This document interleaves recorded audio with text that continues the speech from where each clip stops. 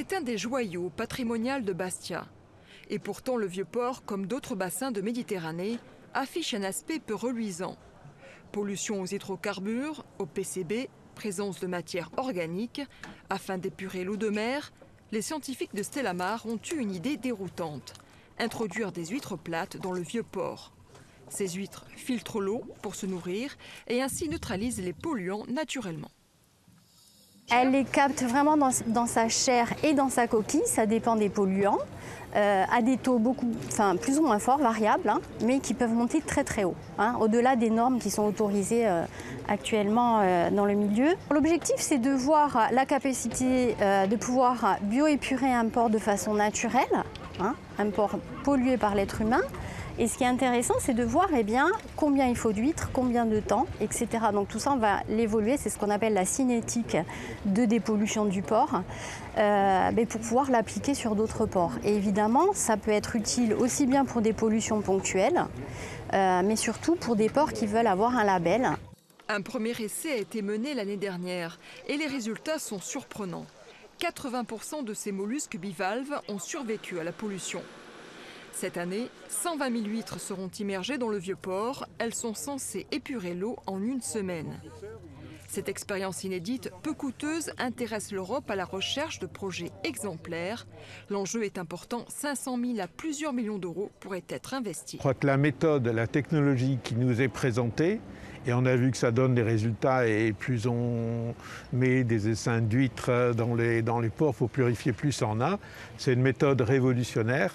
Et je crois que ce serait aussi, en dehors du projet lui-même, le savoir-faire de Stellamar, le savoir-faire de la Corse, qui pourrait ainsi être promu, s'exporter en quelque sorte en Méditerranée et au-delà.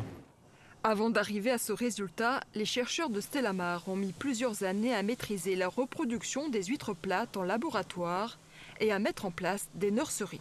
La première étape, c'est du essaim, donc là on a une taille un peu intermédiaire du 2-3 mm, vous voyez quand même c'est tout petit. Donc là il y avait à peu près 150-200 essaims dans ma main, donc dans le tamis ça vous laisse imaginer ce qu'il y a. Vous avez une taille de nurserie un petit peu plus évoluée, donc là à l'intérieur vous avez du T6, T8 pour les plus grosses. Pour l'inférieur c'est à peu près du T3, T4, donc on parle en millimètres. Et ensuite ces huîtres elles vont partir dans le milieu en mer et elles vont être pré-grossies. Cette méthode, éprouvée depuis plusieurs années, permet à Stellamar de produire 5 millions d'huîtres par an. On a une huître maintenant qui a pré-grossi. Donc évidemment, ce n'est plus un essaim, ce n'est pas non plus une huître consommable. On est vraiment dans l'étape intermédiaire. Elles ont un grand pouvoir de filtration. D'autres essais menés par cette plateforme scientifique intéressent l'Europe. Il s'agit de la reproduction des oursins et de leur réintroduction dans le milieu naturel. Le moment délicat, c'est entre le moment, je dirais, larvaire et juvénile où ils vont devoir se fixer. Ils doivent trouver le bon endroit au bon moment pour pouvoir le faire. Ici, donc, en fait, on prend des géniteurs, on les fait pondre dans les bassins. Donc, on évite les problématiques lors de ces phases où on a donc des bons taux de survie. Et derrière, avec des bons rendements, on peut évaluer et essayer de faire donc des restaurations de zones tout autour de la Corse. Une expérience capitale car les oursins ont été surpêchés à la fois par les professionnels et les particuliers. On le voit sur ces images tournées sur le littoral de Saint-Florent, la densité des oursins a fortement diminué. L'enjeu de la recherche est de pouvoir réintroduire l'oursin violet afin qu'il colonise à nouveau les côtes insulaires et méditerranéennes. Il y a quelques années, on a reçu une Maltaise, une élue européenne, qui disait quand j'étais petite, jusqu'à l'âge de 12 ans, je me rappelle, on faisait des oursinades à Malte, sur l'île de Gozo. Eh bien, on n'en fait plus. Et moi, j'aimerais pas que les jeunes Corses, non seulement que les jeunes Corses aient à vivre ça, et c'est le cas puisque dans certaines zones, on voit, comme ce site ici, c'est un bon exemple, des zones qui ont été totalement dégradées, mais j'aimerais même autre chose, non seulement que les jeunes Corses puissent en manger, mais j'aimerais que les jeunes Maltais aussi.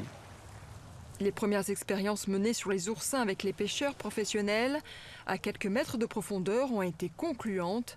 Les responsables des programmes européens pour la conservation de la biodiversité soutiennent ces projets de recherche.